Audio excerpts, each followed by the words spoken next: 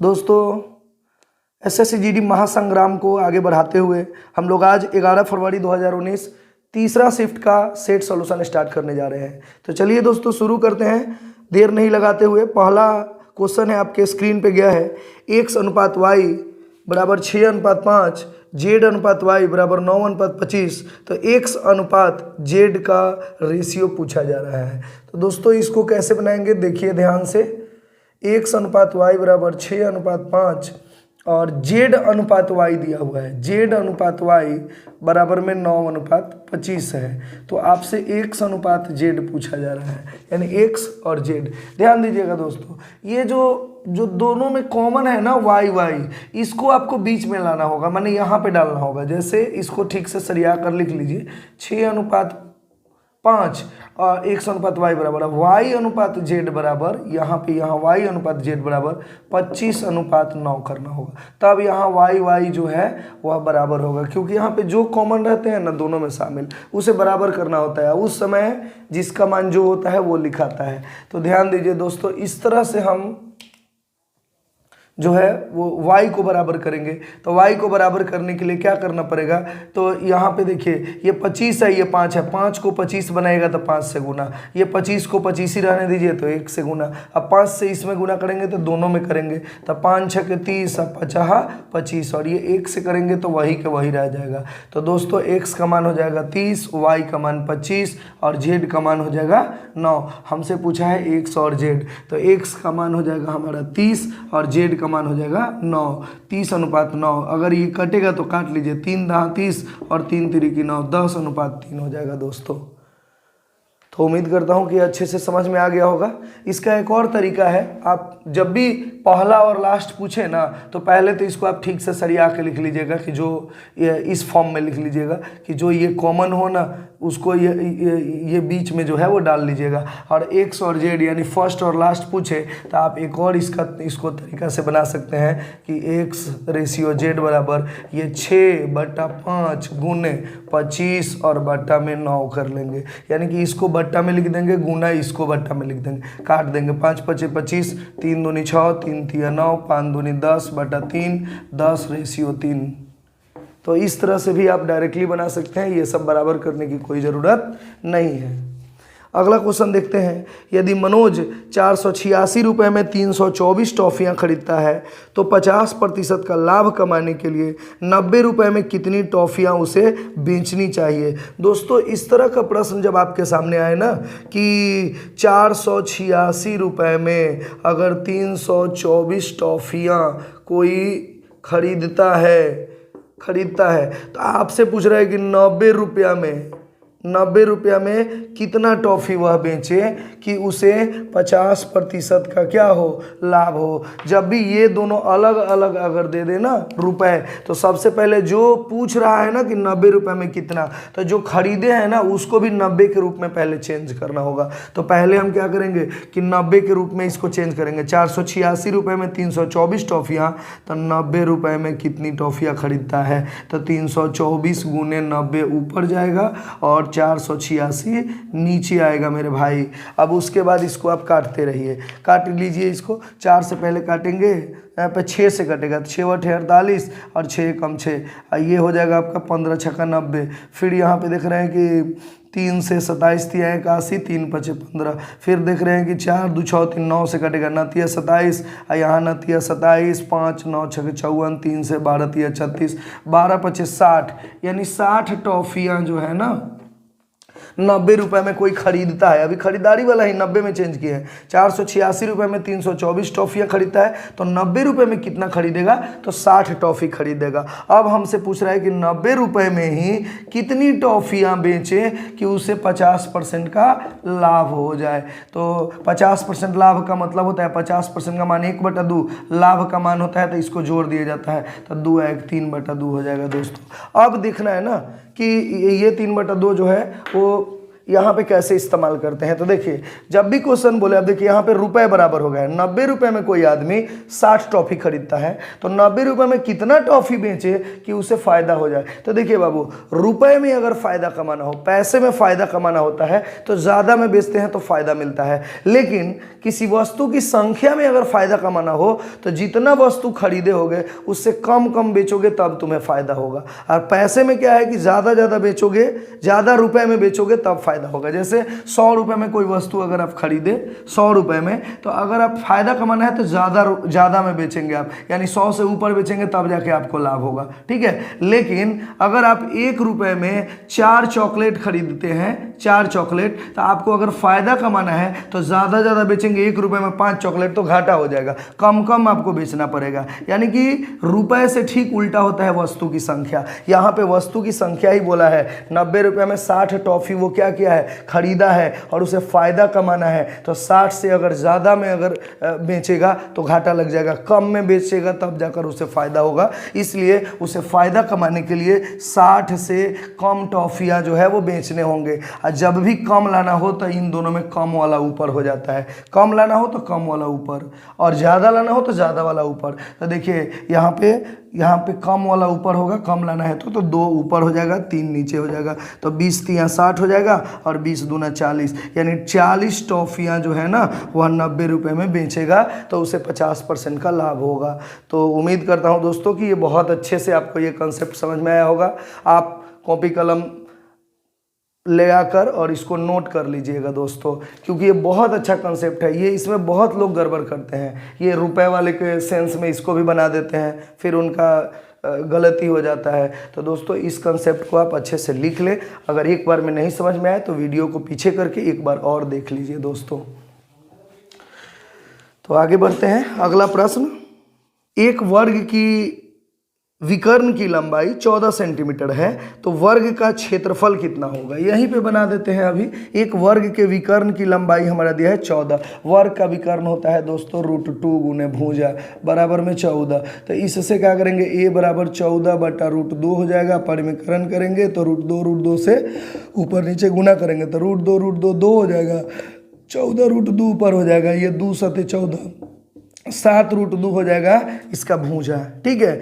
और वर्ग का क्षेत्रफल बोल रहा है, तो वर्ग का क्षेत्रफल होता है दोस्तों भुजा का स्क्वायर। अब भुजा का स्क्वायर मैंने भुजा निकाल चुके हैं, 7 √2 का स्क्वायर, तो 7 सते 49 और √2 का स्क्वायर 2, 49 दूनी 98 वर्ग सेंटीमीटर। यही आपका आंसर हो जाना चाहिए। तो आपका ऑप्शन नंबर सी आंसर होगा दोस्तों। आगे बढ़ते हैं। अगला प्रश्न देखते हैं दोस्तों। अगला प्रश्न है, रवि, मनीष और नवीन अकेले 30 दिन, 15 दिन और 10 दिन में काम करते हैं। वे मिलकर कार्य आरंभ करते हैं, परंतु रवि कार्य शुरू होने के 2 दिन बाद कार्य छोड़ देता है और तथा मनीष और 3 दिन बाद जो है वो कार्य छोड़ देता है। तो नवीन शेष कार्य को कितने दिन में करेगा। बिल्कुल आसान इसका जो है वो सॉल्यूशन है, बस ध्यान से सुनिएगा। आपको लग रहा होगा कि टफ है, लेकिन बहुत आसानी से हम बताएंगे। आप ध्यान से मेरा बात को सुनिएगा दोस्तों।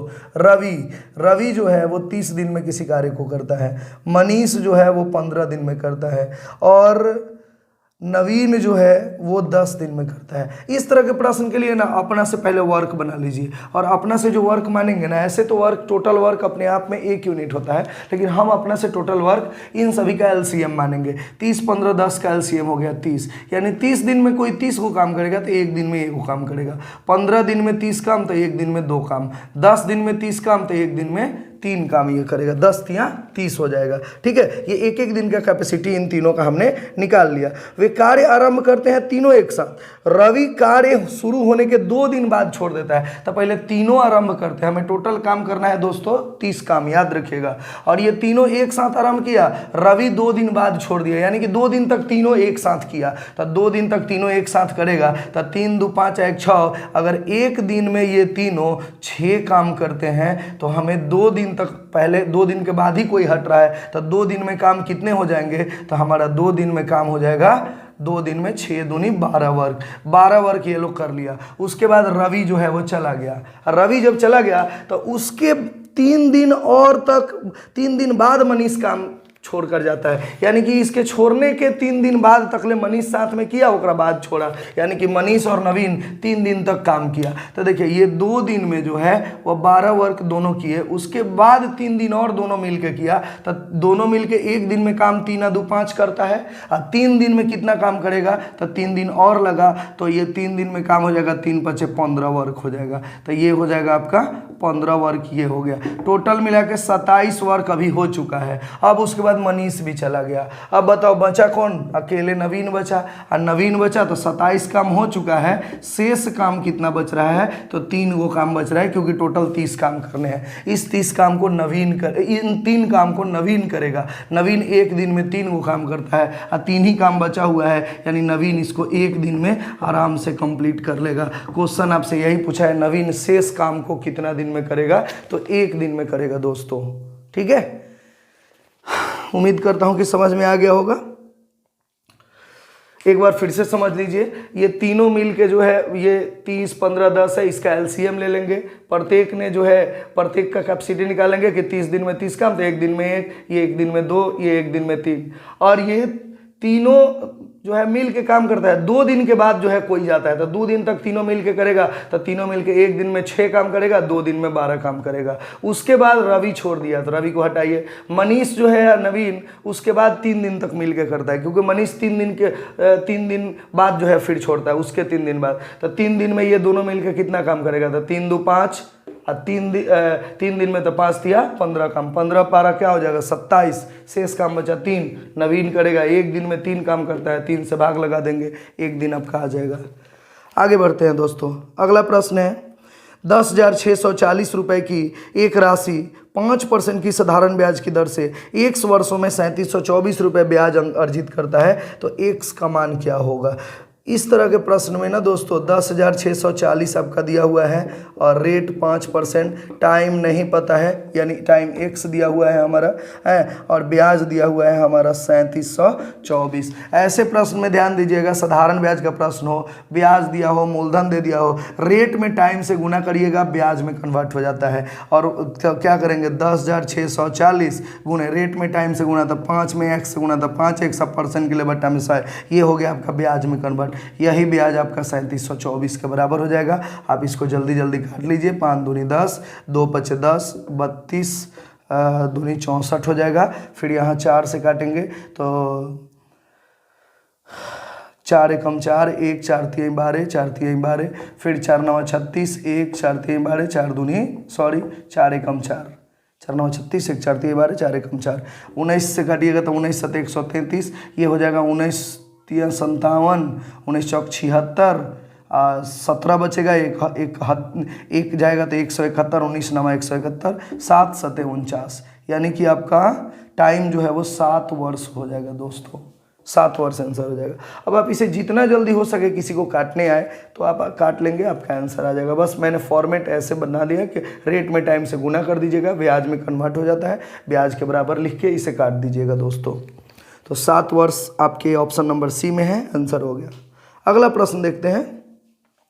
अगला प्रश्न है 2 संख्याओं का लस और मस क्रमशः 60 और 4 है। तो देखिए 2 संख्या है और उनका योग जो है वो 32 दिया है, तो इन दोनों संख्याओं का अंतर पूछा जा रहा है। दोस्तों ध्यान दीजिएगा, 2 संख्याओं का लसा यानी एलसीएम 60 दिया है, एचसीएफ जो है हमारा 4 दिया हुआ है, ठीक है, 2 संख्या का, और उन दोनों संख्याओं का योग जो दिया है हमारा 32 है। ध्यान दीजिएगा, वे दोनों संख्याएं कौन कौन है, तो x और y मत मानना, क्योंकि जो भी संख्याएं हैं उसका मौसा 4 है, मौसा का मतलब कॉमन करा हुआ है, क्योंकि महत्तम जो होता है ना वो दोनों में शामिल होते हैं। तो 2 संख्याएं जो भी है ना उसका मौसा 4 है, मैंने कॉमन कार के 4 है, उसके बाद जो बचेगा वो x और y है, ठीक है। तो वे संख्याएं कौन सी होंगी, तो ये संख्याएं होंगी 4x और 4y, क्योंकि जो भी महत्तम करा हुआ रहता है उससे गुना कराएंगे तब जाकर ओरिजिनल संख्या होता है। तो ओरिजिनल संख्या हमारा 4x और 4y है, जिसका मौसा यानी कॉमन अधिक से अधिक 4 कराया हुआ है,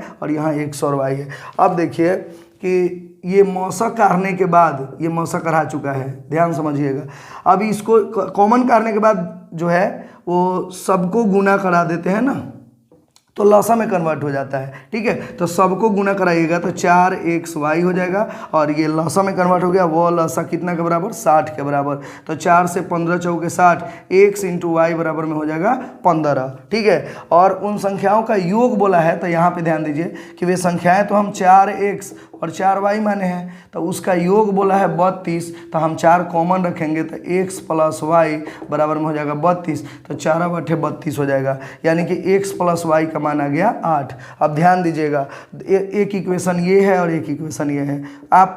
आप जो है पूरे बेसिक से हम नहीं बताते, लॉजिकल टेक्निक लेते हैं। दो ऐसी संख्या जिसे गुना करने पर 15 और जोड़ने पर 8 आता है, ऐसा कौन कौन संख्या होगा? 5 और 3 होगा, 5 3 8 और 5 3 15 हो जाएगा। तो यहाँ x और y का मान हमारा आ गया, क्या आ गया भाई?